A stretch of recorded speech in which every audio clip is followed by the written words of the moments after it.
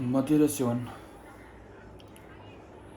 आजको समयमा धेरै परिवार, समुदाय र व्यक्तिको जीवनमा गम्भीर विषय बन्न पुगेको छ र धेरै मानिसहरू मदिरालाई मनोरञ्जन वा तनाव कम गर्ने माध्यमको रूपमा लिने गर्छ। तर यसको दीर्घकालीन असर अत्यन्तै हानिकारक हुन सक्छ। मदिराले केवल शरीरलाई मात्र होइन, मानसिक अवस्था, परिवार, आर्थिक स्थिति र सामाजिक सम्बन्धलाई पनि गहिरो असर पुर्याउँछ। सबैभन्दा ठुलो नोक्सान स्वास्थ्यमा हुन्छ। नियमित रूपमा मदिरा सेवन गर्दा कलेजो बिग्रिने, मुटुको रोग, मस्तिष्कमा असर, उच्च रक्तचाप, पचन प्रणालीमा समस्या,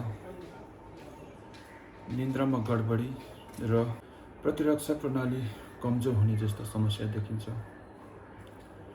दीर्घकालीन मदिरा सेवनले क्यान्सरको जोखिम पनि बढ्न सक्छ। परिवारमा यसको असर एकदमै पीडादायी हुन्छ। मदिरा सेवन गर्ने व्यक्तिका कारण पति पत्नी बीच विश्वासको कमी, झगडा, हिंसा, सम्बन्ध विच्छेद, बालबालिकाको मानसिक विकासमा नकारात्मक असर, आर्थिक अभाव, पारिवारिक असुरक्षा सृजना हुन सक्छ। परिवारको माया र शान्ति बिस्तारै हराउँदै जान्छ। रोजगार र भविष्यमा पनि यसको नकारात्मक प्रभाव पर्छ। काममा ढिलो हुनु, अनुपस्थित हुनु, जिम्मेवार पुरा गर्न नसक्नु,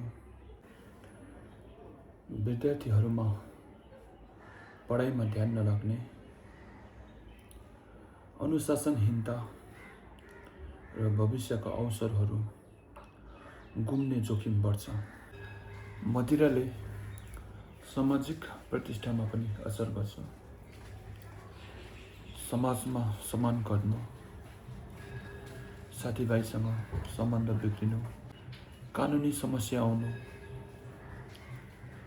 सवारी दुर्घटना, सार्वजनिक स्थानमा विवाद र अपराधमा संलग्न हुने सम्भावना बढ्छ। सबैभन्दा दुःखद कुरो के हो भने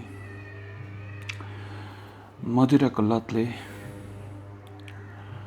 मानिसहरूलाई बिस्तारै आफ्नो परिवार, जिम्मेवारी र आफ्नो भविष्यबाट टाढा लैजान्छ।